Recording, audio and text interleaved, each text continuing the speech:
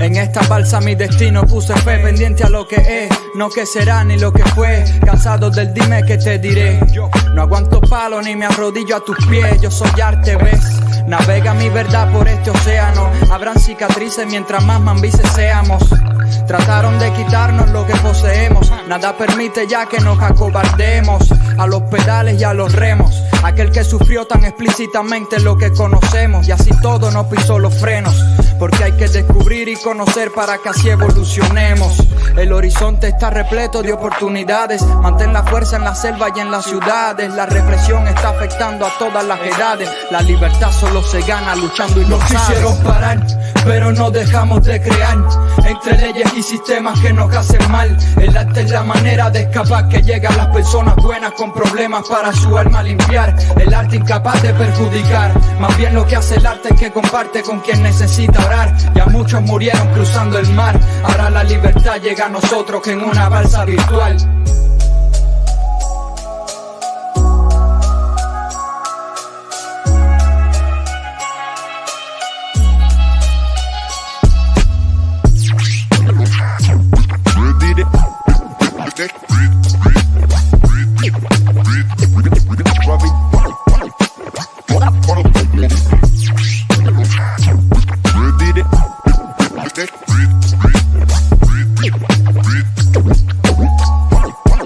En una balsa virtual.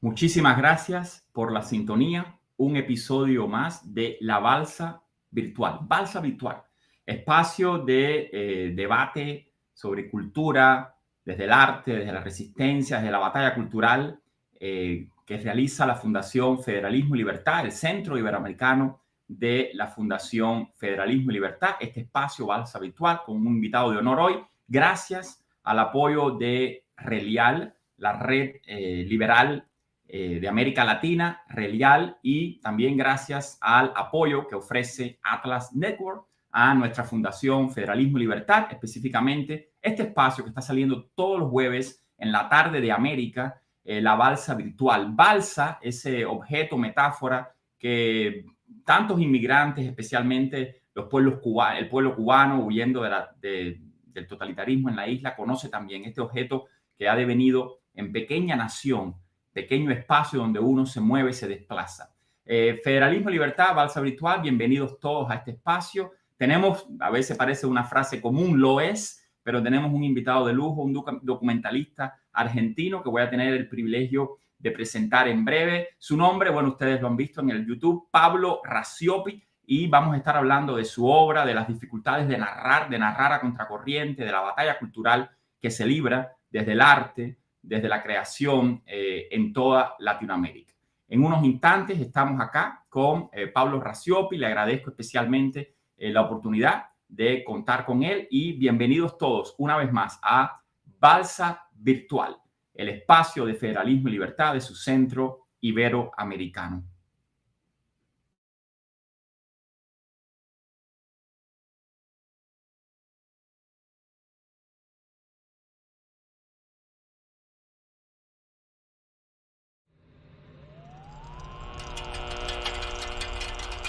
En un lamentable accidente aéreo se mató el cantante Carlos Gardel. Un viento contrario fue la causa del accidente. La entrada de los revolucionarios es un espectáculo nunca visto en la ciudad. La niebla gris rasgó veloz el vuelo de un avión y fue el triunfal amanecer de la revolución. Y como ayer, inmortal, 1810, salió a la calle el pueblo radiante de altivez. No era un extraño el opresor, cual el de un siglo atrás, pero era el mismo el pabellón que quiso arrebatar, y al resguardar la libertad del trágico malón, la voz eterna y pura por las calles resonó. ¡Viva la patria y la gloria de ser libre! ¡Viva la patria que quisieron mancillar! Orgullosos de ser argentinos, al trazar nuestros nuevos destinos. ¡Viva la patria! De rodillas en su altar. Con la sociedad irracional no se puede negociar. Se le debe oponer el gran rechazo. Hay que aprender a ir contra la corriente. Hay que ir acostumbrándose a quedar solo, a no ser escuchado por casi nadie. Mientras el engaño triunfa por todas partes y a nuestro alrededor todos entran alegremente en la corriente de la gran aceptación.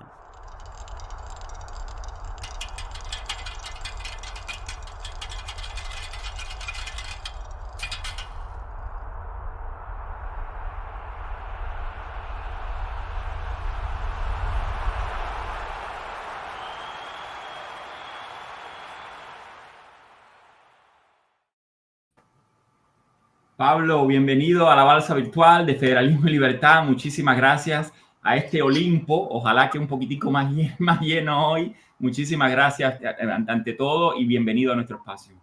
Gracias a vos por la invitación y bueno, nada, lo de Olimpo es un poco grande, digo, mejor que no haya demasiados dioses y haya más seres humanos. Óyeme, por favor, siéntete en casa. Hemos podido disfrutar de tu obra en los últimos días en lo que preparábamos esta presentación. Para un público muy fiel que se une, a veces desplazado de diferentes canales de YouTube, que viene para acá, cubanos, no cubanos, latinoamericanos, iberoamericanos, angloparlantes, y pues siempre es un privilegio compartir, ¿no? Y ayudar a que la gente logre ubicarse en las creaciones artísticas, sociales, culturales más acuciosas y más agudas.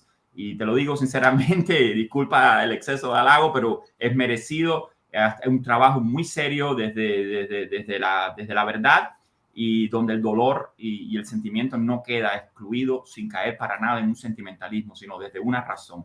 Y a propósito de eso, bueno, quería preguntarte ante todo por este Olimpo vacío, antes de entrar directamente en tu carrera y otras cosas.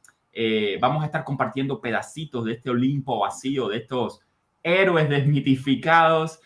¿De quién estás hablando? Este documental vamos a compartir el enlace de Pablo Rasiopi, El Olimpo Vacío, que lo invito a todos a verlo, está disponible en YouTube. ¿De quién estamos hablando? ¿Qué pensador ha ocupado ese Olimpo?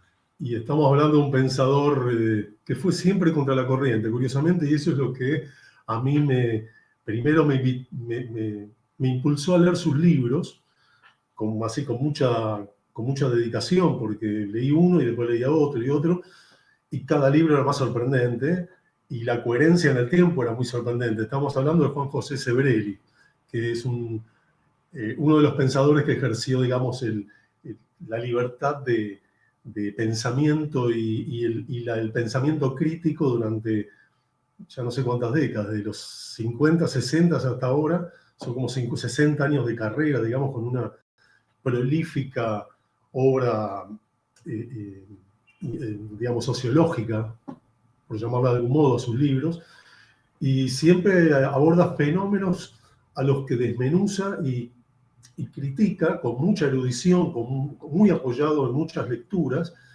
Y en Argentina, que es una sociedad que siempre se impone la coyuntura y la coyuntura manda, y criticar la coyuntura que se impone es un problema para cualquiera, digamos, Sebrelli siempre estuvo contra corriente en cada coyuntura, lo cual le da un valor, digamos, es un personaje prácticamente único en su especie.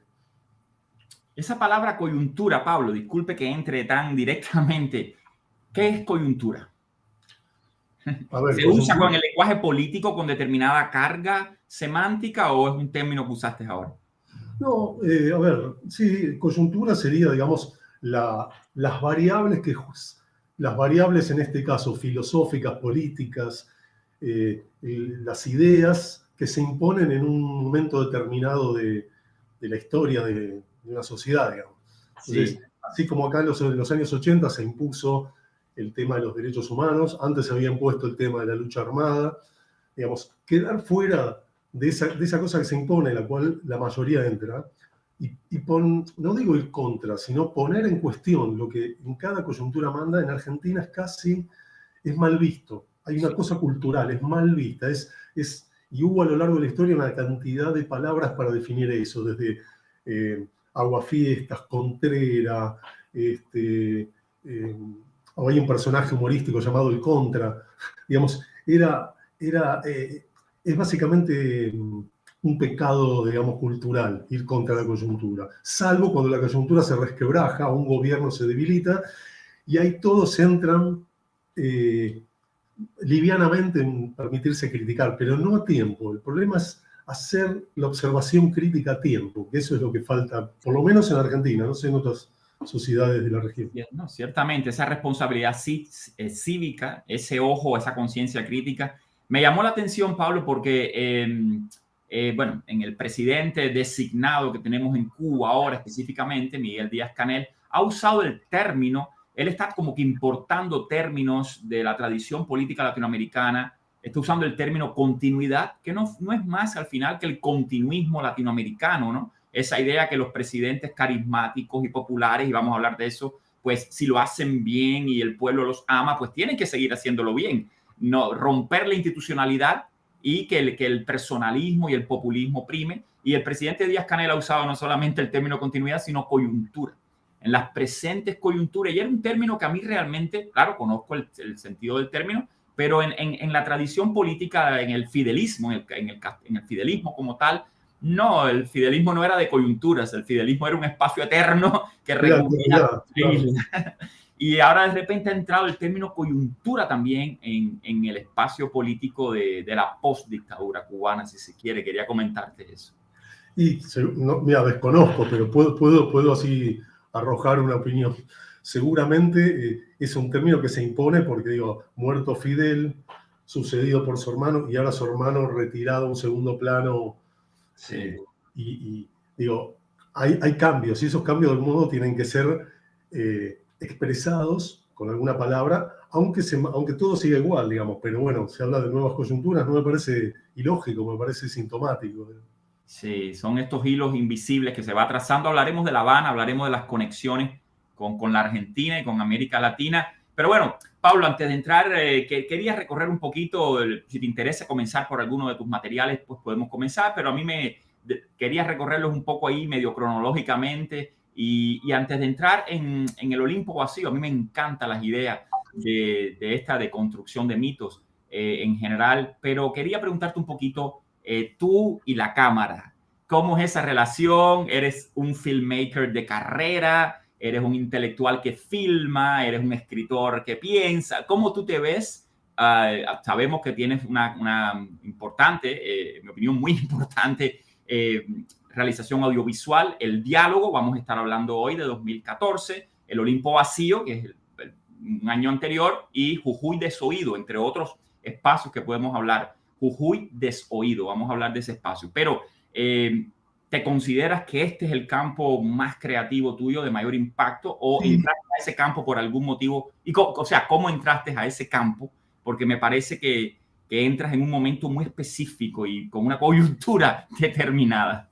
Exacto. Sí, fue raro, porque yo, digamos, cuando era joven nunca me propuse ser, ni siquiera trabajar en cine. Me gustaba el cine como un espectador estándar, digamos. Pero mi sueño cuando era joven era ser pintor. A mí me gusta mucho la pintura.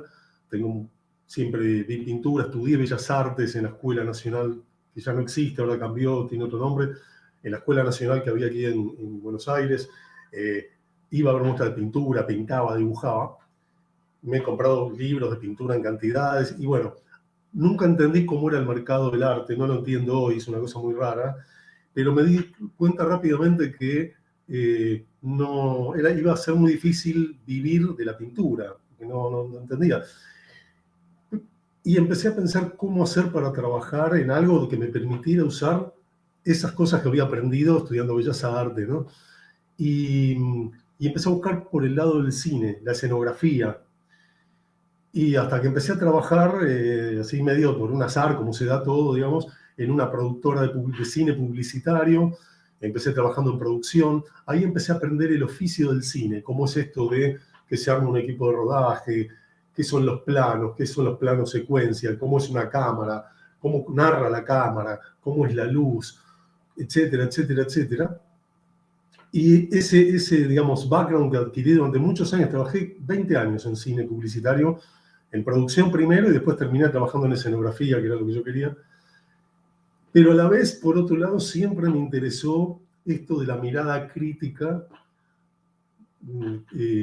básicamente desde que estaba en el colegio secundario, que fue cuando sucedió uno de los acontecimientos más importantes de la historia moderna argentina, que fue la Guerra de Malvinas, que para mí es muy importante, no porque me interesen, no por la discusión si son argentinas o no, sino porque ahí se configuró todo aquello que después siguió con la democracia y sigue hasta hoy, que son una serie de ideas políticas, nacionalistas, etcétera, etcétera, que fueron casi fundacionales de la democracia, y además se vio toda la inoperancia de un Estado, si bien el proceso militar no era populista, tuvo momentos populistas que están en el Olimpo vacío, y uno fue la Guerra de Malvinas. Hubo una utilización populista de un gesto arrebatado que fue tomar las islas y que la gente se ponga contenta. Y ahí ver la reacción de la gente en ese momento, que yo todavía no tenía lecturas políticas,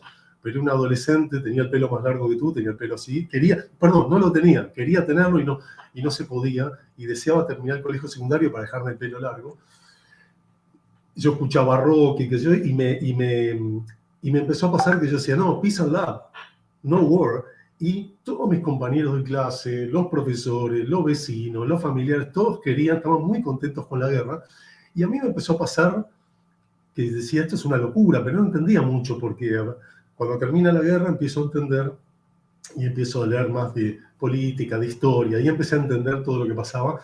Y uno de los motivos por los cuales 30 años después, cuando leí a Sebrelli, y se me ocurrió, que tenía ganas de conocerlo, y después que lo conocí se me ocurrió proponerlo hacer un documental, fue que él en un par de libros menciona la soledad que él sintió durante la guerra, en otra escala, porque él tenía 40 años, 40 y pico, era un intelectual ya conocido, publicaba libros, y no tenía interlocución con nadie. Y yo, en una escala de un adolescente medio pavo que decía peace and love, porque se creía hippie, cuando ya no existían los hippies, digamos, también sentí esa soledad. Y me pareció muy interesante, por eso el Olimpo vacío termina con ese acontecimiento, que me parece algo que la sociedad argentina aún no ha revisto como, bueno, ¿de qué cosa participó de qué tragedia participó con tanta euforia? Permíteme exactamente la palabra que pasaste de contrabando, arrebatado. La menciona Juan José Sebrelli, se menciona en un momento de unanimidad, de participación, donde el disenso era como la locura. A mí eso me recuerda a George Orwell. Estamos cuerdos cuando sabemos que 2 más 2 es 4, pero de repente el que dice que 2 más 2 puede ser 5, ese está.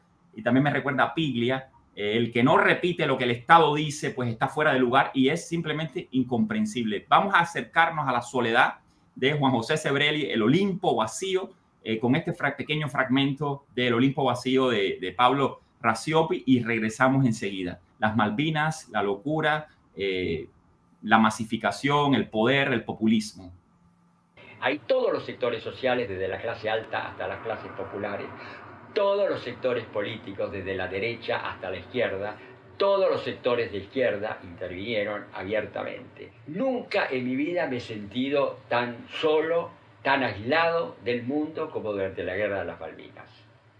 No había con quién hablar, hasta en mi propia casa. Yo, para salir de mi departamento, tenía que tratar de no encontrarme con ningún vecino en el ascensor, porque inevitablemente, aunque uno no se podía ni siquiera mantenerse en silencio, el silencio ya era como una traición, ¿no? Había que manifestar el entusiasmo y la locura. Bueno, fue realmente el máximo momento que yo he vivido. Por supuesto, cuando la guerra se pierde, nadie habló más. Se callaron, se olvidaron completamente. No obstante lo cual, todavía se sigue reivindicando como una gesta. Eso revela que la sociedad argentina todavía no ha hecho una debida autocrítica de sus grandes locuras.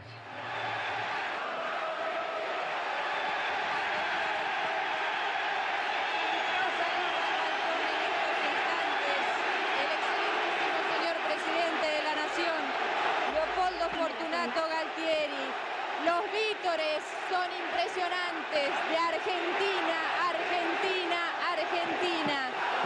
Hoy todos los argentinos, de acuerdo en todo, las Malvinas son nuestras.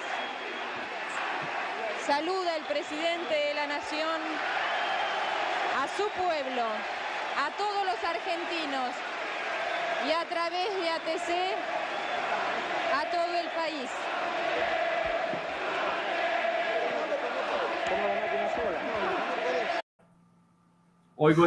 Veo esas imágenes, me veo yo también en la Plaza de la Revolución de La Habana.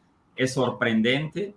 Si no eres un buen argentino, pues no te emocionaste allí. Ese discurso totalizante, donde no hay espacio para ese pensador crítico, muchas veces pensador crítico a contracorriente, y además en este caso con definitivamente una solución militar para resolver los temas cívicos, los temas de la pluralidad y de la dificultad de que frague un tejido social. Es muy fácil, fragua con una guerra, es muy sencillo. No sé cómo sí, provoca. Sí, tal cual. Porque digo, eso fue muy impresionante, porque esa plaza que se ve tan llena, hoy no la llenaría ningún político tanto. Hoy no, esa misma plaza no la llena nadie así, de punta a punta y hasta costado a costado. Y fue muy raro, es muy impresionante verlo, porque era el gobierno militar, que en principio no era populista, era una dictadura clásica latinoamericana, opaca, gris. Y Altieri tampoco era un tipo populista. El tipo, cuando asume, cuando hay unas internas dentro del proceso y un militar saca a otro y ponen a otro, y cuando llega Altieri no generaba nada.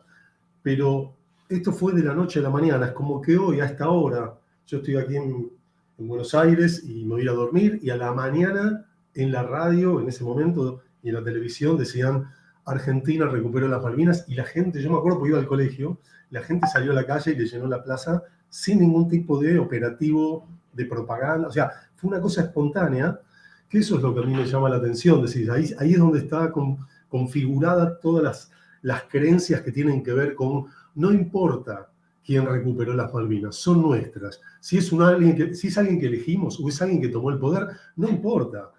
Es bueno. Recupera algo que es nuestro del enemigo inglés. Eso que para mí comporta una especie de tara sociológica y política, generó ese desastre, o sostuvo ese desastre, digamos, donde se mandaron chicos de 18 años que no tenían instrucción militar a pelear contra un ejército profesional.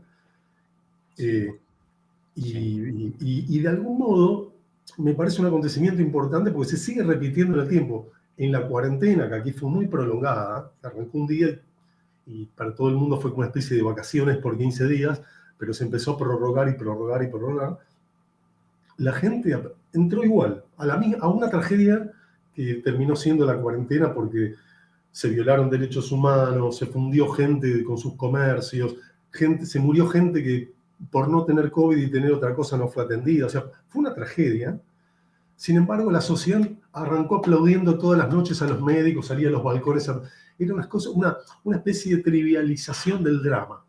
Malvinas fue eso. Y Argentina tiene una cosa recurrente, no solo de la parte de la sociedad que es devota de los líderes populistas, atraviesa también buena parte de quienes estamos del lado de una república, una democracia liberal. Digamos, hay creencias muy fuertes con respecto al Estado, al pueblo, a la idea de pueblo, a la idea de líder, que hace difícil desentrañarlas, porque están metidas en todos lados.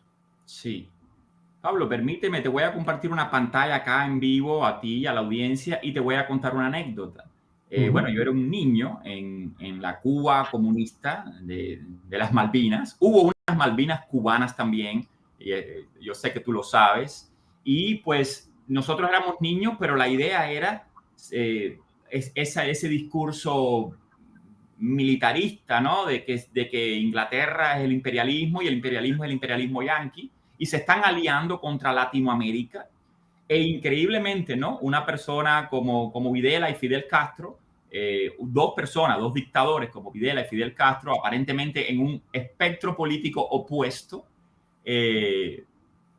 comunistas y asesinos de comunistas, pues de repente, en un clima de complicidad en Naciones Unidas, de no votar uno en contra del otro para que las violaciones de derechos humanos pasaran desapercibidas, pues nosotros era en los matutinos y vespertinos de las escuelas, estos actos políticos, nosotros llorábamos. Yo lloré con las noticias y veíamos aquellos barcos, lo que nos ponían, Pablo, en la televisión estatal, porque ni siquiera es pública, es una televisión estatal o del Partido Comunista, eran unas imágenes en blanco y negro, o los televisores eran en blanco y negro, y veíamos aquellos barcos y era como que estaban viniendo a Cuba.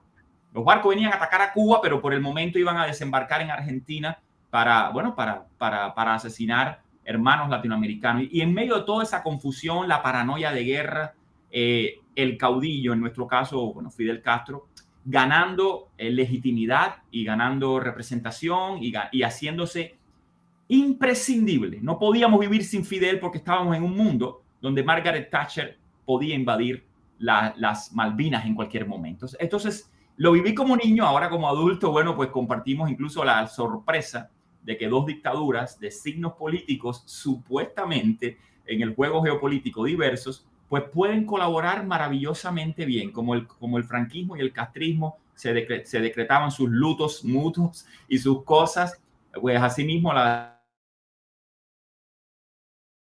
dictadura tenía unas conexiones y unas importaciones económicas a Cuba sorprendentes. Bueno, el canciller de Galtieri, que es quien toma las islas, fue a Cuba.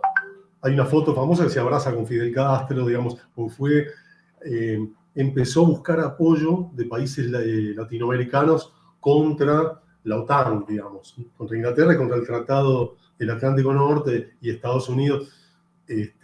Y esa foto es increíble porque, es verdad, ellos no sé si habían matado comunistas, porque acá hay un fenómeno raro en Argentina que es el peronismo, pero el peronismo tuvo todo un movimiento de izquierda muy grande, de izquierda que tomó armas, digamos, y quería hacer la revolución por vía armada, pero ha matado gente, digamos, de izquierda, la ha hecho desaparecer, sin embargo, y gente que algunas personas han sido instruidas en Cuba, previo al golpe militar. Entonces, los asesinos de esos que fueron a instruirse a Cuba o que veían el mundo bajo el prisma de la Revolución Cubana, digamos, tuvieron su representación en Fidel, que terminó abrazándose con el canciller de Galtieri. Porque hay la tara, el nacionalismo es común a los fascismos de derecha o de izquierda, digamos, es una idea, digamos, como que toda la patria es una gran familia y esa familia tiene un gran líder que es como un gran padre y todos le debemos obediencia y gratitud por todo lo que nos da. ¿No? Y ahí no importa si de izquierda o de derecha, funciona igual para ambos. Cuando pasaste el fragmento de la plaza, la locutora que en ese momento, una notera que está relatando lo que pasa, en un momento dice, Galtieri saluda a su pueblo, algo que no había sucedido hasta ese momento, no existía esa relación de ese presidente militar con la gente, era meramente mediática y tampoco era muy abusiva en cuanto a apariciones en televisión, era una cosa muy fría, muy distante, y ahí de golpe se vuelve, bajo el calor de las masas, saluda a su pueblo. Es activa, es una representación siempre del mismo patrón, del líder, masas, nación, familia, y ahí se dio con un gobierno militar que hasta apoyaron de algún modo los exiliados, los combatientes exiliados, perseguidos por ese gobierno militar, terminaron apoyando la causa Malvinas. Una cosa casi esquizofrénica, te diría. Sí. Bueno, sí, tienes razón absoluta en lo que dices. Yo estaba recordando y ahora estaba tratando de localizar el nombre. Algunos diplomáticos cubanos fueron secuestrados también, desaparecidos. Tenían que ver con algunas organizaciones del exilio cubano, pero estamos hablando específicamente de personas que fueron desaparecidas también en la Argentina, ¿no?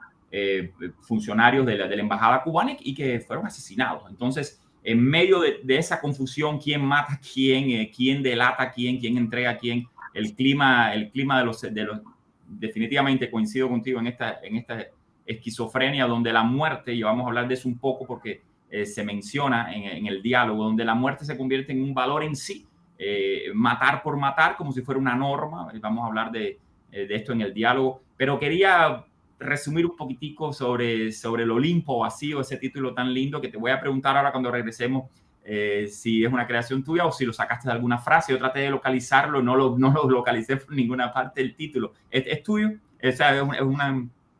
Sí, es un documental que hice con, digamos, si bien yo quería conocer a Sebrelli, cuando lo conocí quería hacer algo con él, yo en ese momento tenía una pareja que había estudiado cine y lo hicimos juntos, digamos, Sí. tuve el impulso, y pensamos una cantidad de títulos durante todo el proceso, porque fue un primer documental que yo me animé a hacer porque yo nunca pensé que iba a dirigir algo. Eso fue porque me parecía triste que un tipo como Sebrelli no tuviese un documental, digamos.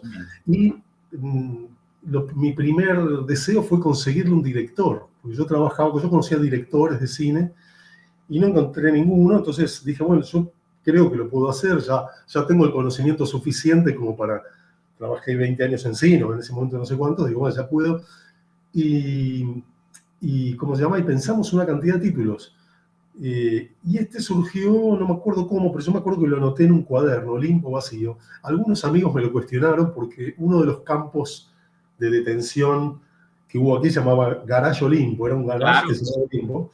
Claro, y me decían, no, te lo van a confundir. Y yo decía, bueno, pero yo no puedo negar una palabra porque tuvo ese uso.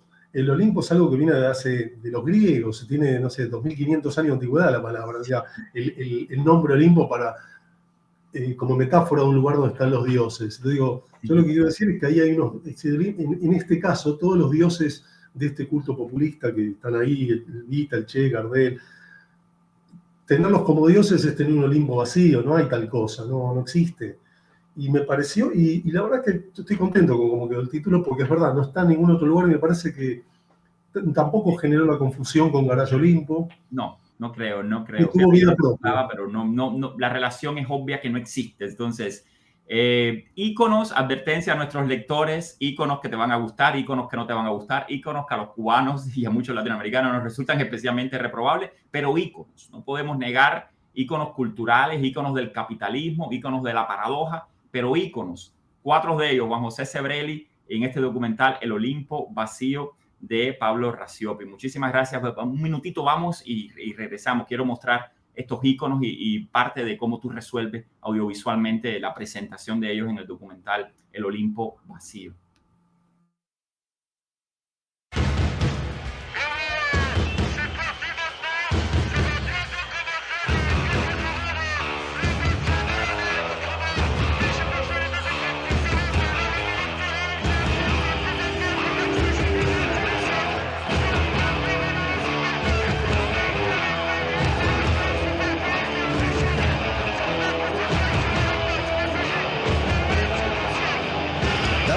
Champion du monde de football, devenir champion du monde de football. Grande, sei grande, la storia del Napoli.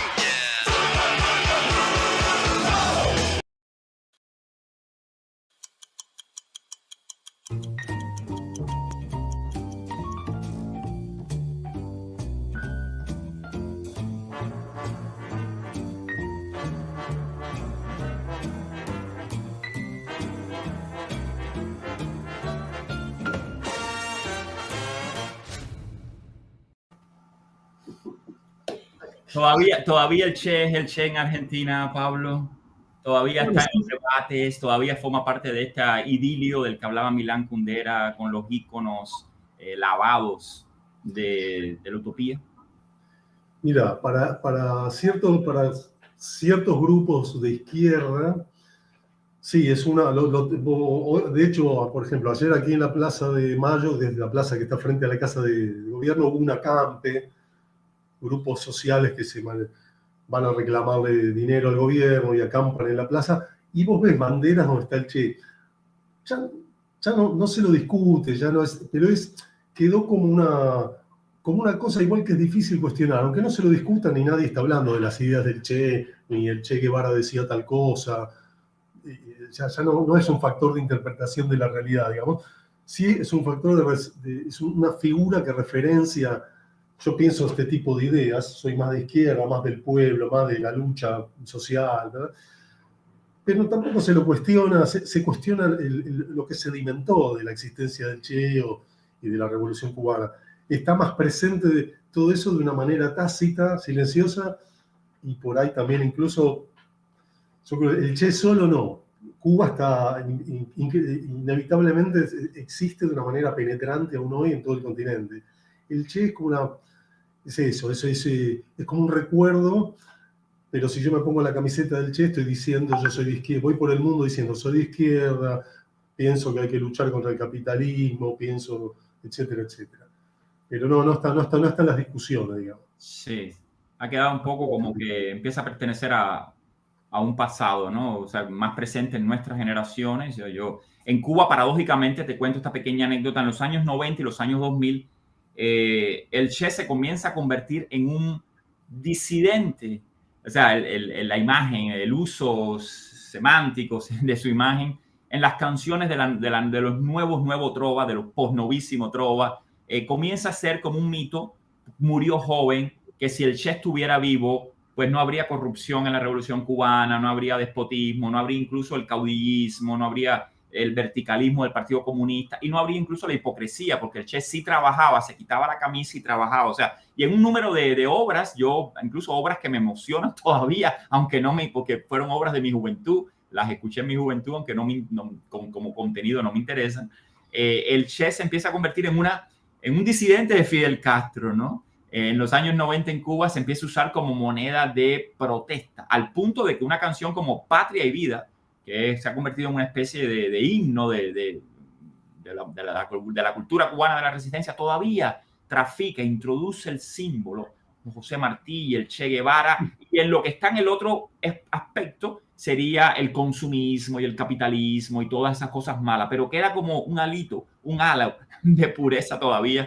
Pero tiene un sentido, porque en Cuba, que no tuvieron, en 60 años no tuvieron muchas otras cosas, las caras siempre eran las mismas, las voces las mismas, tiene el sentido de decir, bueno, es una construcción populista también, decir, es proyectar o sea, es corroborar que Fidel Castro prometió una cosa, que después empezó a verse toda la parte oscura, la parte negra, a ser padecido, y hay algo que ya no está, pero es un objeto en el cual, o una imagen en la cual se pueden depositar los deseos de que no debería haber corrupción, no debería haber, debería haber libertad, habría que ser más productivo, bueno, el Che, si viviese, seguramente, bueno, pero no deja de ser una construcción imaginaria, no tiene, es porque, digamos, no hay donde ubicar ese deseo, no hay otros lugares donde referenciar eso, me imagino, en Cuba, debe ser difícil, tenés que referenciarlo en cosas que están afuera y seguramente sea más difícil traerlas y ponerlas en juego, porque van a ser rechazadas, sí, teorizo, ¿no? Pero coincido contigo, yo siento la sociedad cubana como una cauterización después de tantas décadas, que incluso bajo las dictaduras más terribles que se hayan vivido en Latinoamérica, la sociedad cubana se cauterizó, incluso aunque estuviera pacificada, pero se cauterizan las estructuras de resistencia, de contranarrativa al poder. Pablo, te voy a hacer una pregunta y nos vamos rápido al diálogo y nos vamos a Jujuy, que es una serie documental maravillosa. ¿No le falta un poquito ahí a Sebrelli un quinto ícono cuyo nombre no voy a mencionar? Pero que no. Yo tengo mi narrativa aquí. El ícono lo voy a mencionar ahora aquí y va a correr del 78 para adelante en la Argentina. Volvemos en un minuto. El fútbol. Bendito sea el mundial con que soñamos. Bendito cada nombre que ha sido designado. Benditos los pibes que siempre sacamos. El peso de la historia, el respeto ganado. Malditos sean los recuerdos dolorosos. Maldita la impotencia y la injusticia que vivimos. El volvernos a casa cada uno por su lado. Las finales sin jugar. El quedar en el camino. Bendita la anestesia general a los dolores. las tristezas que curamos con abrazos, las gargantas que se rompen por los goles, el sentirnos los mejores por un rato. Malditos los sorteos y los grupos de la muerte, los controles sin azar que signaron nuestra suerte. Malditos los mezquinos que juegan sin poesía, los que pegan, los que envidian, los que rompen y lastiman. Bendito sea el orgullo con que entramos a la cancha. El potrero y la pelota no se manchan. La TV que repite la gambeta. Inflar las redes de los otros, inflar el pecho de los nuestros, merecer la camiseta. Los turistas, los cronistas, los sponsors, los amigos, el himno y las mujeres siguiendo los partidos. Bendita las cábalas que dan resultado, las risas y el llanto que guardaremos tanto. Y bendito ese momento que nos regala el fútbol, de poder cambiar nuestro destino y sentir otra vez y frente al mundo lo glorioso, lo grosso de ser argentino. Si quieren venir, que vengan, les presentaremos batalla. Si quieren venir, que venga. El fútbol todavía me crispa. ¿Qué estamos viendo aquí? Tú has hecho un montaje y una contranarrativa maravillosa. ¿Con qué?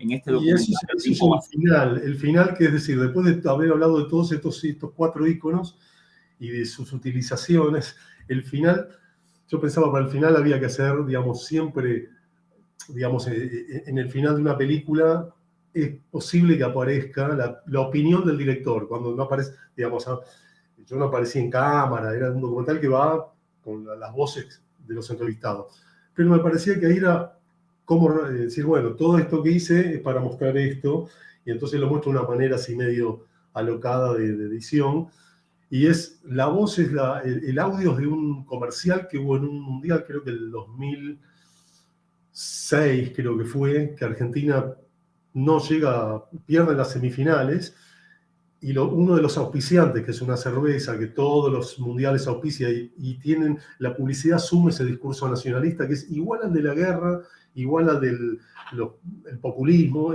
no hay diferencia, es que el mundo, que vamos a ser los mejores, que nos van a reconocer, que gracias, en lugar de políticos son jugadores de fútbol, pero hay un comercial, un spot publicitario, que como Argentina había perdido, hace este relato emotivo de, ¿viste?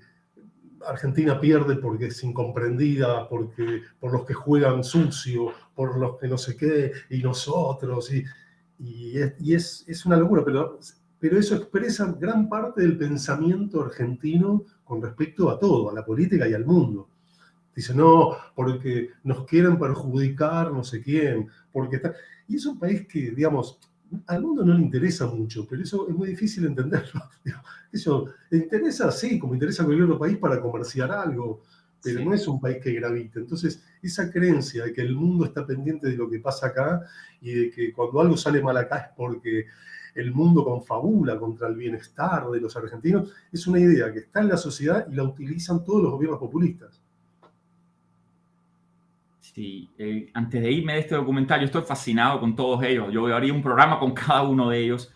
Hemos hablado varias veces y tú mencionaste en una de las entrevistas que estuve viendo, hay muchas entrevistas de Pablo en la internet, pueden buscarla, por favor, sobre un sopor.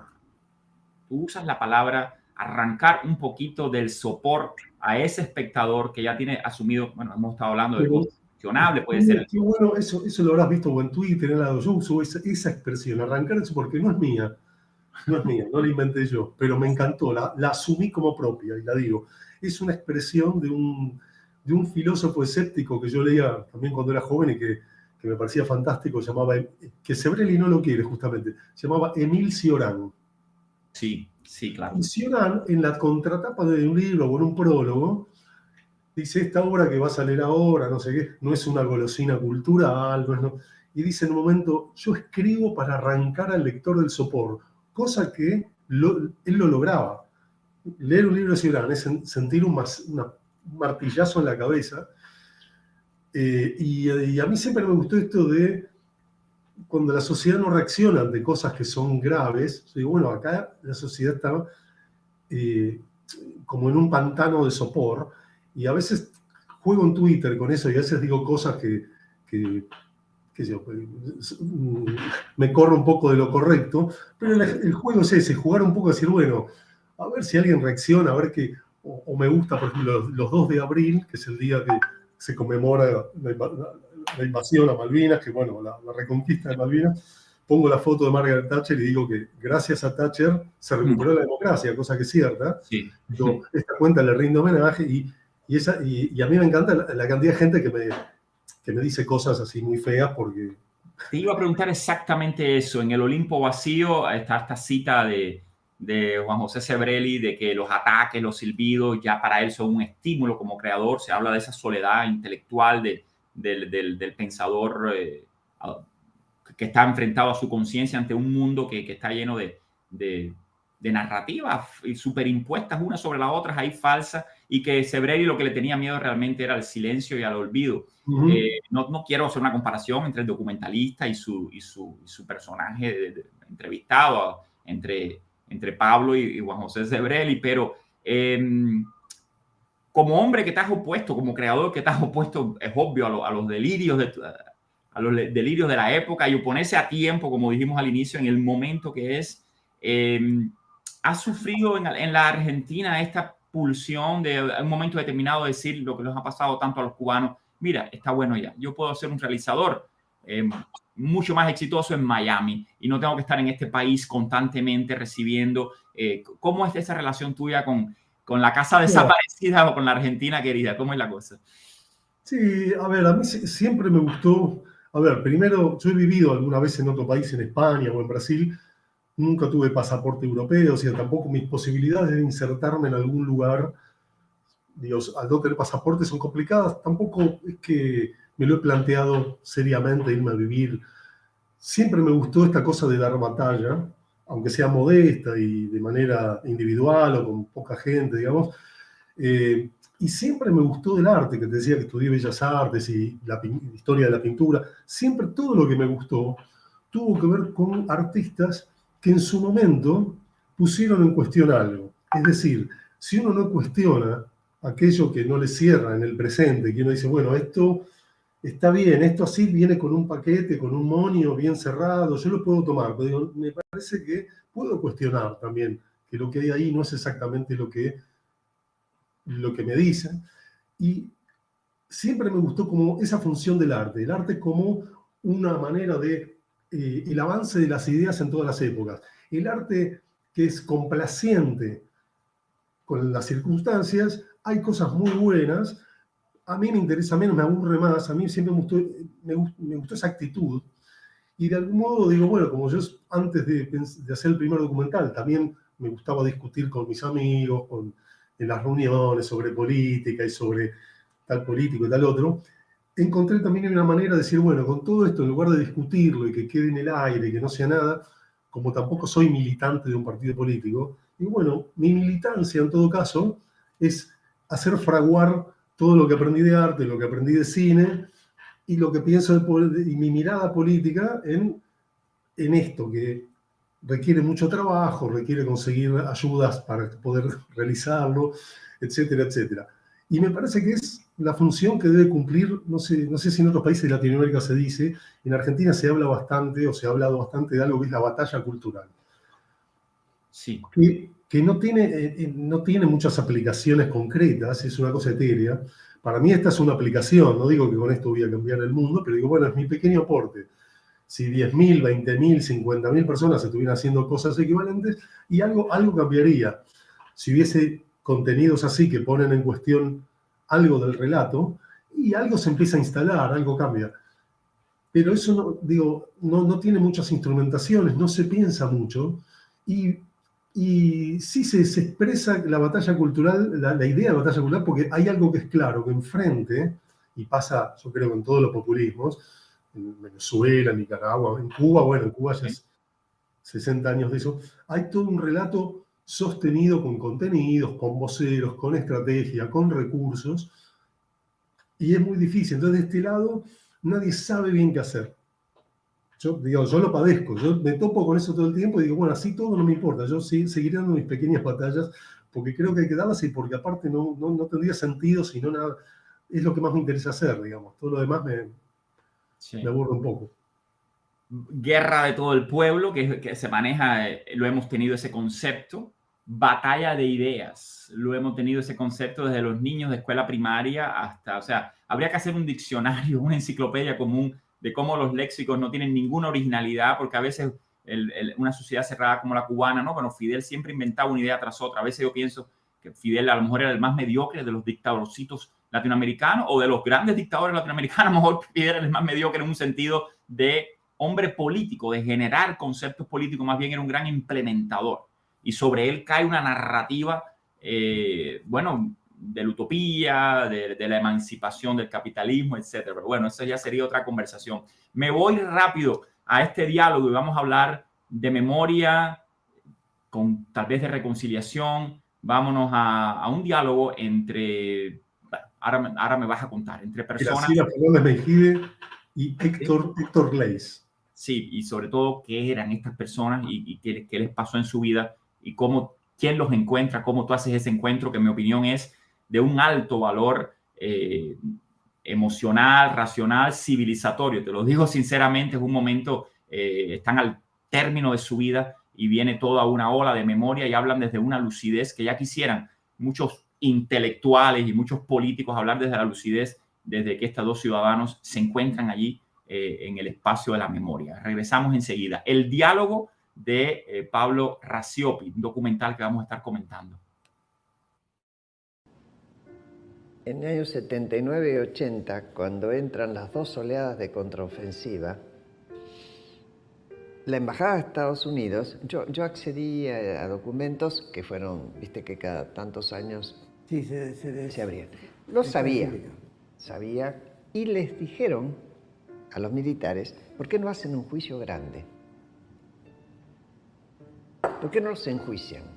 Y ustedes quedan colocados frente a la sociedad como con un acto de legalidad.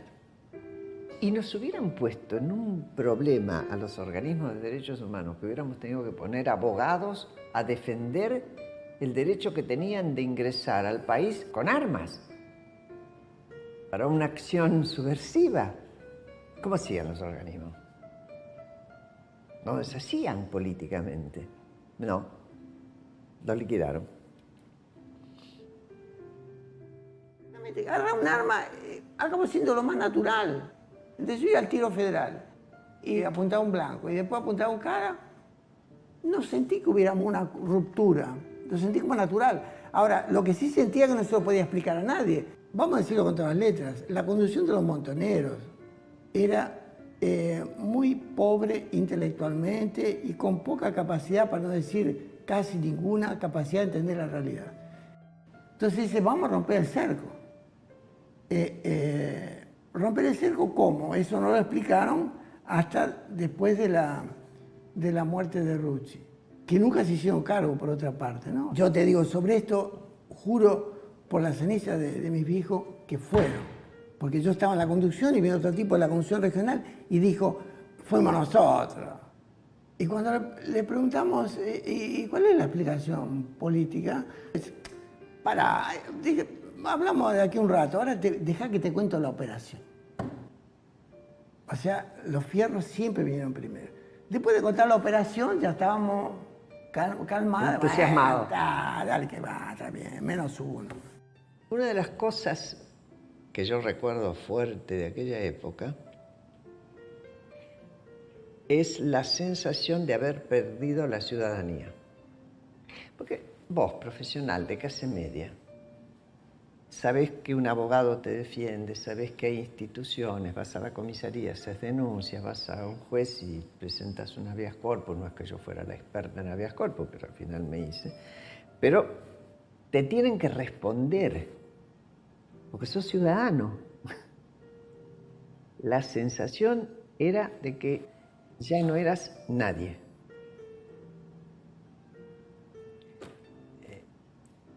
Duro. Y la Argentina, un buen ajuste a la realidad jurídica mostraría que no hubo genocidio. Yo pienso que no hubo crimen contra la humanidad. Y cuando yo digo esto, que no hubo crimen contra la humanidad, no porque esto sea bueno o malo, porque esa es la realidad.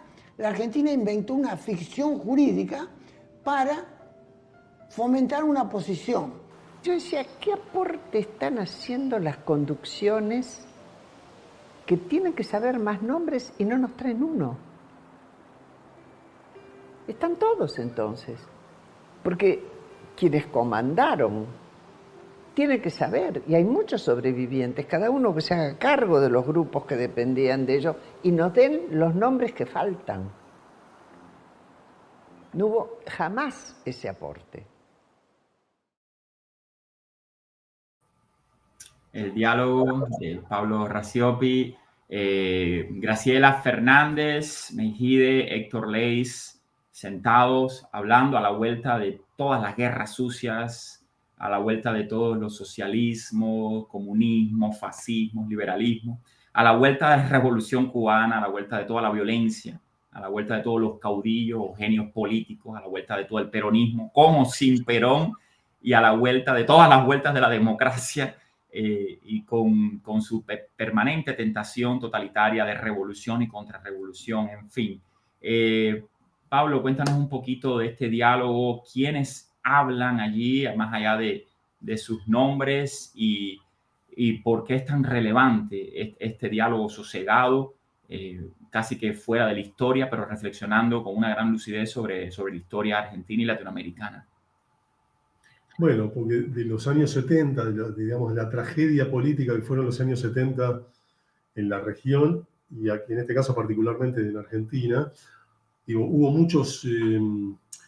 grupos armados, hubo reacción militar, hubo desaparecidos de los grupos armados, que fueron eliminados de la vida, digamos, sin un juicio, sin nada, y luego con la vuelta de la democracia, bueno, o durante el gobierno militar emergieron los familiares de estas personas que desaparecían, que la agrupación más conocida es las Madres de Plaza de Mayo, las Abuelas de Plaza de Mayo.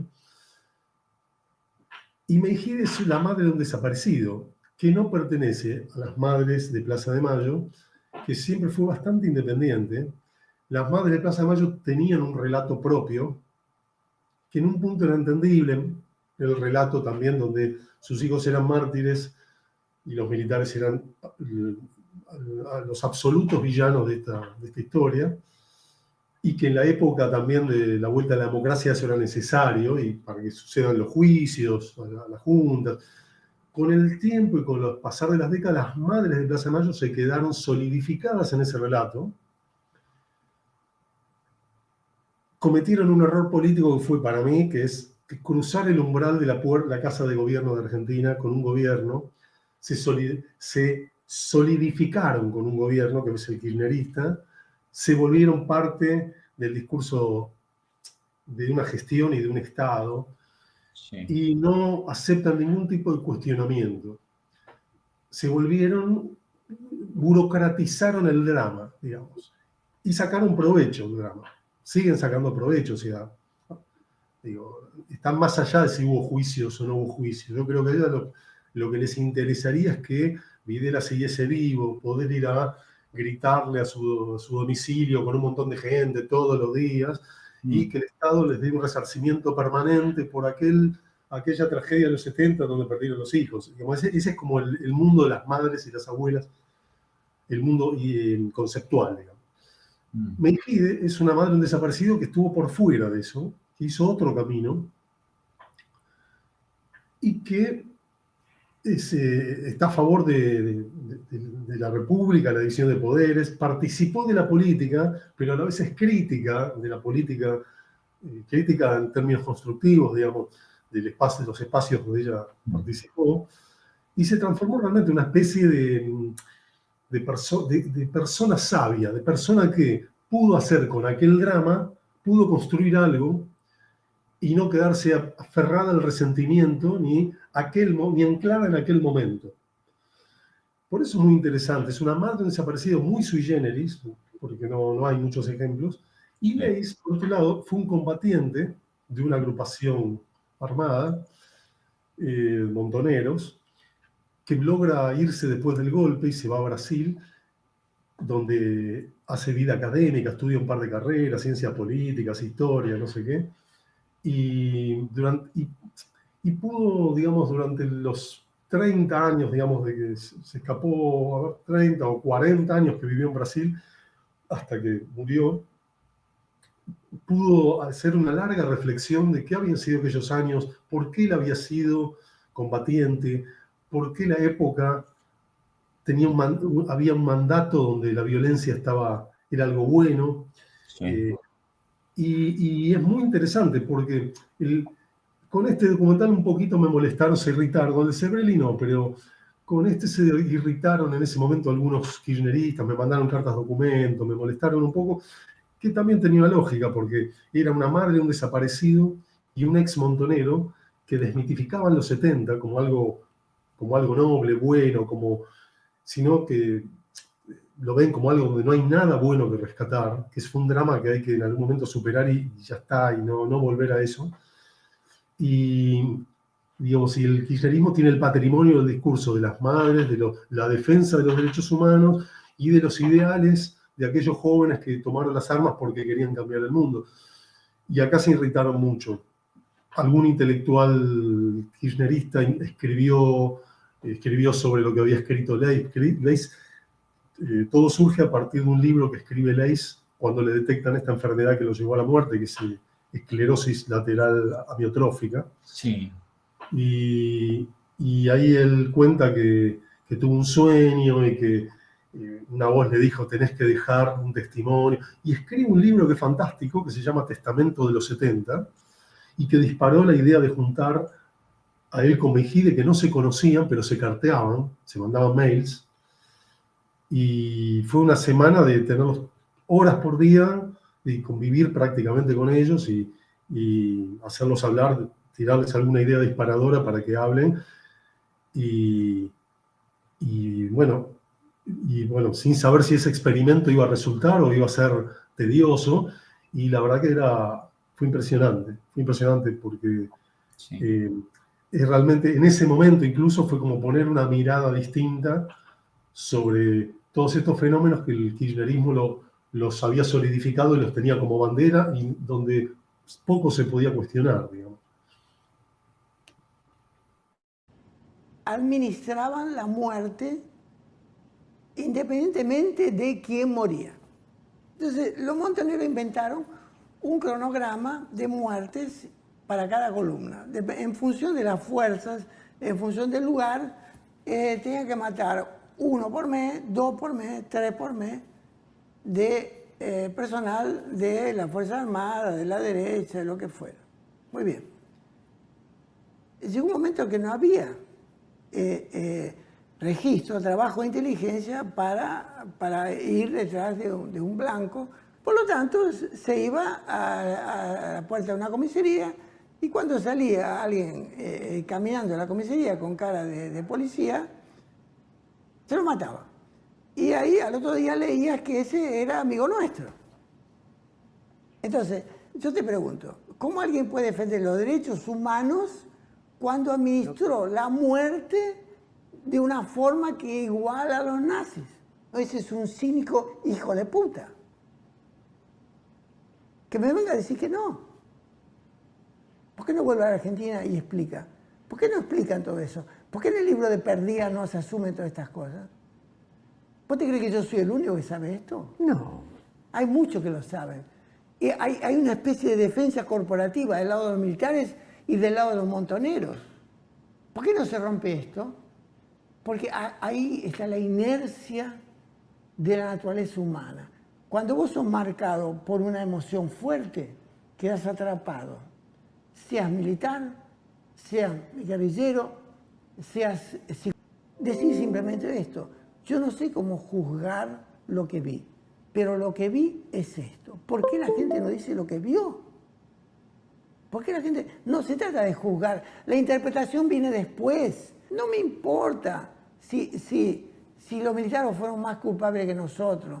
Puede ser. No me importa. Lo que yo quiero es lo que yo quiero. Y que cada argentino y argentina que participó en los 70 diga lo que vio y lo que hizo. Que lo interpreten las nuevas generaciones. Dejemos las interpretaciones. Digamos lo que vimos. Porque, Videla se llevó a la tumba lo que sabía. Es cierto. ¿Y cuántos están vivos y se llevan también a la tumba lo que saben? Somos todos Videla en la Argentina.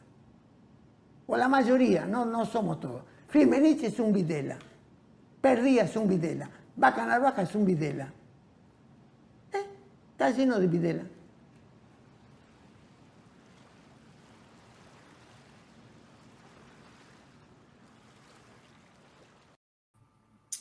Un escritor cubano exiliado, dramaturgo, René Ariza, habla en un documental sobre el Castro interior que arrastramos los cubanos, los latinoamericanos, incluso a donde quiera que vayamos, incluso cuando estamos defendiendo sociedades democráticas, etcétera, cómo arrastramos ese silencio.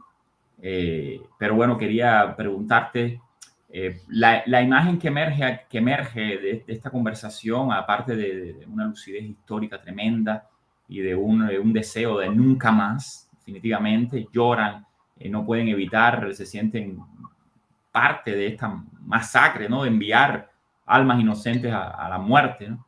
Y con un objetivo, no sé si esta idea está definitivamente enterrada en la Argentina, la violencia con un fin utilitario. Si usted no violenta al Estado, si usted no lo revienta violentamente, con bombas y con tiro y con muerte, pues el Estado se sigue comportando como un Estado burgués, como si la democracia fuera posible. Y el objetivo de la revolución totalitaria no es la libertad.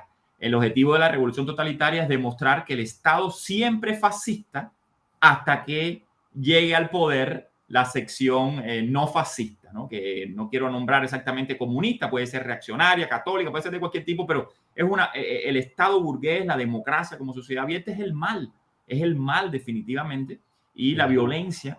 Bueno, es una idea fascista, esa es una idea fascista, la de condenar al Estado de liberación. Venga de donde venga. Ese culto por la violencia, por desestabilizar las sociedades para el asalto al poder, Pablo, ¿cómo tú lo ves ya como intelectual en tu país o en Latinoamérica, toda vez que la Revolución Cubana por fin, ¿no? Está llena de ancianos que no pueden cargar con una pistola más, o ahora esto se ha vulgarizado con el bolivarianismo en Venezuela y con otro tipo de violencia, y sobre todo vamos a caer en Jujuy directamente? ¿Cómo funciona la violencia como moneda de cambio en nuestras democracias?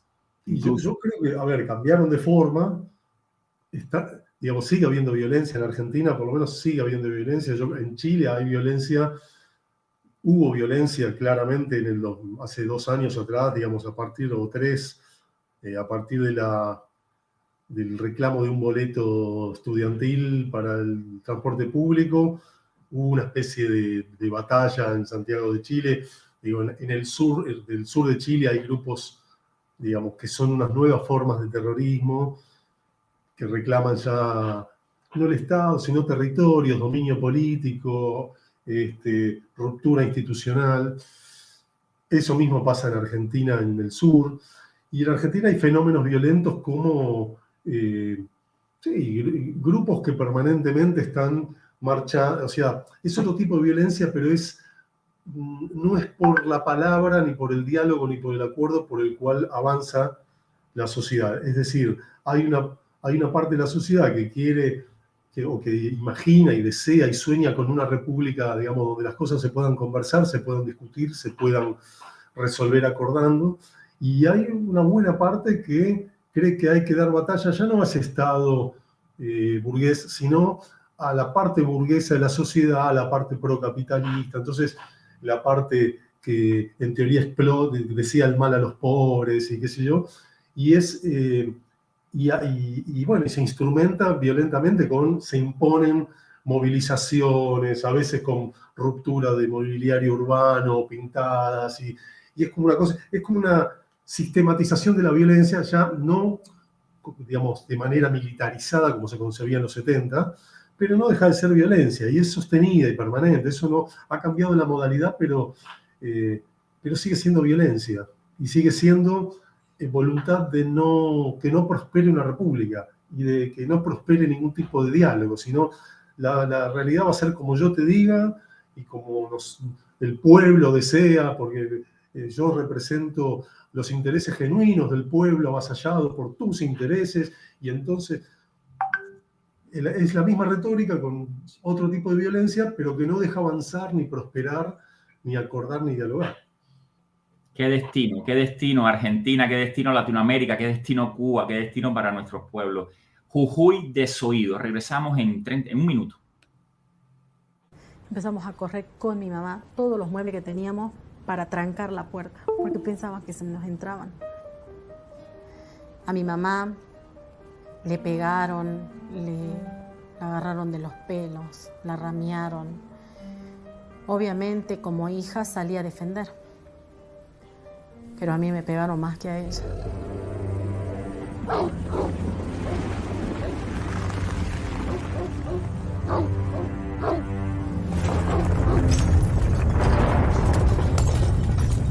Tenía unos perros grandes, dogos, los degollaron. Fue terrible porque los perros estaban colgados ahí, de esa rama. Ahí estaba el letrero. Acá le pegaron a mi mamá, la ramearon, la tiraron para aquel lado. Pasaron los años y ellos, bueno, obviamente acá nos cerraron ya directamente todos, nos dejaron totalmente sin patio. Había un cartel con carbón, pusieron, esto te va a pasar a vos si seguís jodiendo. Ahí apareció Milagros Sala las patadas diciendo, a todos los tupaqueros les dijo, yo doy la orden para que hagan una copa de leche acá. Las que les paga soy yo. Y ustedes, les dice a todos, van a hacer lo que yo les digo y acá va a haber una copa de leche y punto. Estaban uniformados, como decimos nosotros, porque tenían chalecos, gorra, que decía Tupac. Ahí están enterrados ellos. Y ahora con la usurpación esta que hubo nuevamente, bueno, nos tiraron cal, escombros, todo. Porque ellos nos tiraron toda la basura para acá. No queremos tocar nada hasta que la justicia determine qué es lo que va a pasar. Pero este lugar trae mucho dolor para nosotros. Ellos se agarraron mi casa como sería un terreno baldío más o menos. Hoy soy una mujer que vive aterrorizada.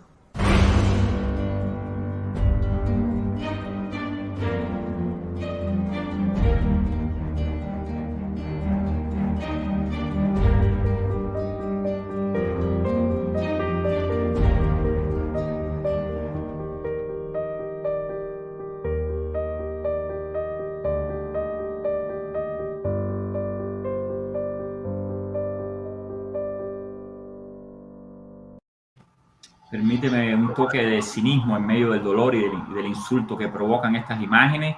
¿De qué estamos viendo aquí? Estamos hablando de una dictadura latinoamericana de derecha. ¿De qué estamos hablando en Jujuy desoído? Y estamos hablando de por un lado, de una persona que se llama Milagros Sala, que fue construida políticamente por la política populista argentina en principio para ir contra un sindicalista que había tenido mucho peso en los años 90, pero después, una vez que le dieron recursos y que empezó a tener dominio de la provincia, digamos, de tener poder hasta sobre el gobernador y sobre las fuerzas de seguridad y sobre la justicia, empezaron a construir un ícono. Digamos, hay sobre ella, a partir de cierto momento, la construcción del ícono de la emergente de un pueblo originario que viene a redimir, digamos, es una provincia del norte argentino, de la cordillera de los Andes, donde todos son de algún modo descendientes de precolombinos, digamos, de pueblos precolombinos, y a ella la construyeron como el ícono de la gran encarnación de ese ser originario que vino no solo a redimir de la política actual a esos pueblos oprimidos, sino también desde la colonización para acá. El problema es que, digamos, esa era como la la etiqueta del producto. Sin embargo, el producto era es un personaje, digamos, casi psiquiátrico, digamos, que le gusta la violencia, le gusta pegar, le gusta mandar a pegar, le gusta que los que recibieron golpes después sean los golpeadores de otros. Y se articuló, digamos, el poder que tuvo sobre un sistema. Le inventaron una ley de cooperativas básicamente para ella, que armó una cantidad enorme de cooperativas, las manejaba, recibía todos los recursos de esas cooperativas y los manejaba como quería sin rendir cuentas a nadie. Y tuvo dominio pleno durante casi una década de la provincia de Jujuy, con el peligro que era tener ese personaje, digamos, que en cualquier momento podía expandirse a otra provincia. En un momento, por suerte, hubo un corte, porque hubo cambio de gobierno nacional y provincial, y se logró encauzar, digamos, toda esa gran estafa de las cooperativas, y por eso está presa hoy, está ya con condena, está en arresto domiciliario, bueno. Pero es un personaje siniestro. Yo creo que es casi un experimento extremo que hizo el kirchnerismo, y yo no dudo que detrás de la construcción del ícono del pueblo originario hay algún asesoramiento de Cuba, porque hay un patrón que está en toda la región, en todos los Andes, en el sur de Chile, en el sur de Argentina, hay con ella en el norte de Argentina, en Ecuador, en Colombia, y es una nueva forma, digamos, de romper la institucionalidad, de tener dominio territorial y de construir con una causa medio, digamos, forzada, porque, digamos, es toda gente que, digamos, no tuvo ninguna consecuencia, sus vidas no tuvieron una consecuencia directa con algo que pasó hace 300, 400 años, y el común denominador es que el reclamo tiende a ser violento siempre. Sí.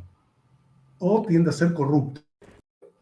Perdón. Sí. No, bien, o tiende a ser corrupto. O sea, estamos hablando de una persona que se puede asociar con la izquierda.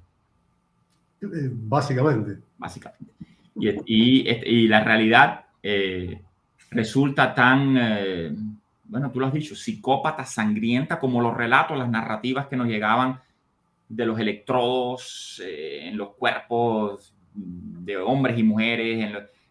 Viene con la misma conexión, ahora tal vez incluso investida con esa legitimidad de que todo esto es para el bien del pueblo, ¿no? La izquierda siempre trabaja para expandir la justicia social y por lo tanto toda violencia viene cubierta de una especie de Bueno, en el caso de Milagro Sala, digamos, fue un experimento fallido porque sí lo compró cierta parte de la progresía urbana de Buenos Aires, pero en Jujuy, por ejemplo, toda la gente que dependía de ella, era una provincia que tenía, y hasta hoy tiene, mucha gente que depende del Estado para vivir, depende de un plan social, de participar de una cooperativa, etc. Pero todos los que estaban con ella forzosamente, porque si no, no tenían ninguna salida laboral, hoy la detestan. Hoy en Jujuy hacer una marcha por el reclamo que cada tanto se hace en Buenos Aires por su libertad, en Jujuy es imposible encontrar 10 personas para que vayan a marchar. La detestan, la padecieron. La gente que dependía de ella terminó odiándola, porque fue muy cruel, fue cruel directamente. Y incluso es muy interesante, que justo habías puesto una imagen, ahora sí que lo vemos, hay comunidades originarias, pero que no tienen el discurso, no están peleados ni con Colón, no están peleados con el capitalismo, digo, tienen el discurso de que, bueno, nosotros estamos aquí, estas tierras que son medio inhóspitas para otra gente, son nuestras tierras, solo piden que no las molesten. Sin embargo, a esa misma gente Milagro Sala la avasallaba, le iba a tomar las tierras, eso lo cuentan varios, y ninguno de esos se sintió jamás representado por Milagro Sala. Milagro Sala fue un producto for export, porque en todos los documentales que hay sobre ella, que son casi propagandísticos, siempre hay gente del exterior, de alguna ONG, de alguna universidad, algún académico de izquierda, que reconoce la gran labor de esta líder aborigen que hace reivindicando por su pueblo y bla, bla. Sin embargo, no la reconoce nadie en Jujuy. Eso es muy increíble. Sí, fue for export y para digamos, la progresía snob, la izquierda que había en Argentina, digamos. Jujuy Desoído se puede ver en YouTube de Pablo Raciopi. Regresamos en un minuto sobre este personaje siniestro, Milagro Sala. Pero ella decía, yo represento al pueblo originario. No representa a ninguno, a ninguno.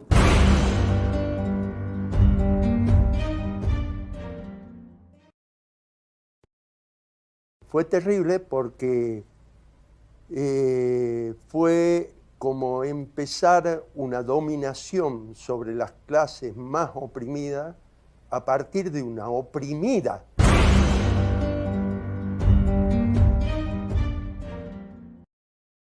Apenas ingresé, ya estaban pegándole entre 5 a un chico en la pieza de la Milagro. Y la regla que me dijeron los chicos de ahí era: vos mantienes todas las cosas, contestá todo sí, si no la Milagro te lleva a la terraza, te pega aquel y 4 más. O sea, con no decir lo que a ella le gustaba, su hija, Claudia, me quedaban con un cigarro en la oreja.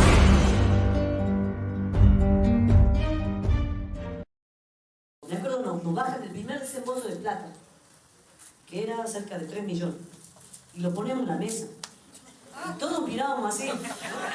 Se nos iban los ojos de ver tanta plata, porque nunca habíamos visto tanta plata junta. ¿Cómo 3 millones de pesos sobre la mesa? ¿Y en qué mesa 3 millones?